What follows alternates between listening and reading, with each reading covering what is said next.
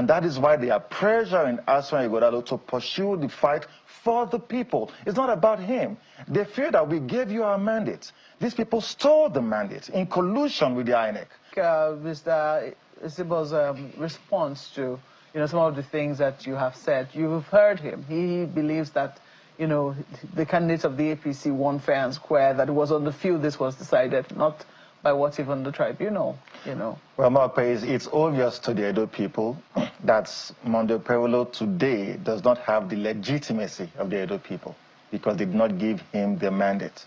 We hardly ever heard him during the campaign. He never spoke to anybody. He was not on radio, he was not on TV. He wasn't speaking to the Edo people. Several news platforms requested him to come and express yourself to the people. Let's have an understanding of your thoughts. What are your plans for the people? Until he was declared winner by INEC, nobody ever heard him speak. So I'm amazed that my big brother here now is trying to whitewash somebody that people thought could not even speak. And suddenly told that he's this and he's all that. But the issue is this. The Edo people feel cheated, and that is why they are pressuring Aswan Ighodalo to pursue the fight for the people. It's not about him.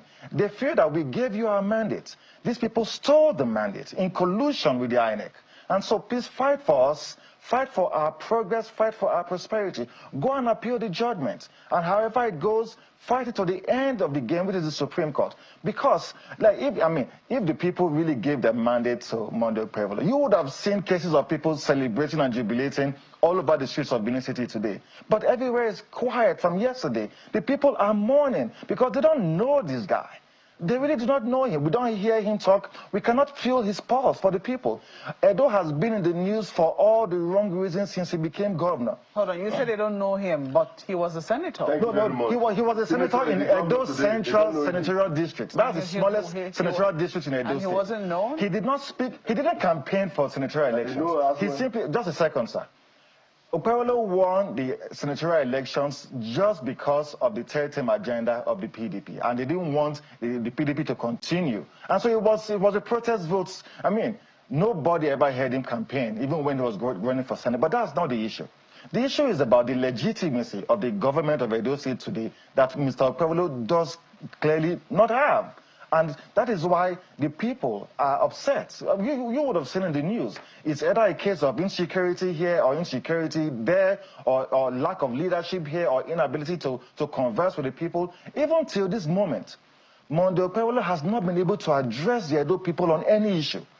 We saw a case last week, or was it this week, of a security challenge, in Uromi. Till this moment, the governor has not come out to address the people. This is what happened. This is what we're doing. This is what we've done. We saw him go to Kano. We saw him go to Katsina. What about the people who, as it were, you were elected to lead?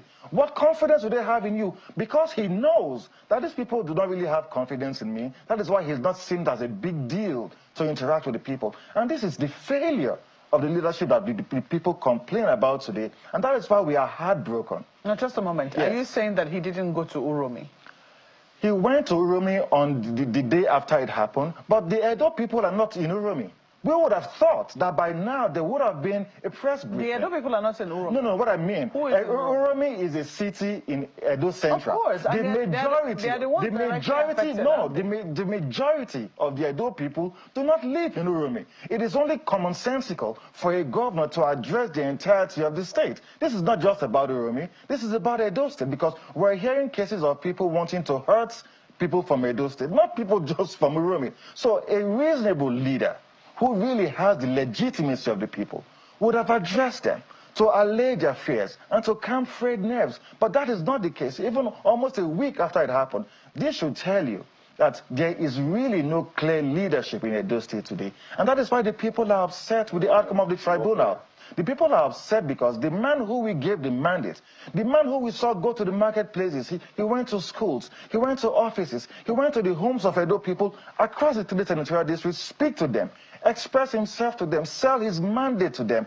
The man who we gave our mandate to was not declared winner at the elections, and he also lost the case at the tribunal, and the people are unhappy. And the sentiments with which I speak today are not just mine, but a collective sentiment of the Edo people. If you do an opinion poll today, I mean, I could watch the comments from Edo people on social media. Nobody is pleased with the outcome of the tribunal. Even across the nation, Nigerians were watching. Nigerians were watching the Edo State tribunal process to see what the outcome will be, to gauge the level of trust they should have in the judiciary. But sadly, there's zero trust. Do you fear? You said there's zero trust, yet your candidate is still going to be going to the appeal court. Yeah, we will have to pursue the case to a logical conclusion. With no confidence. Yeah, well, not absolutely. See, the thing is this.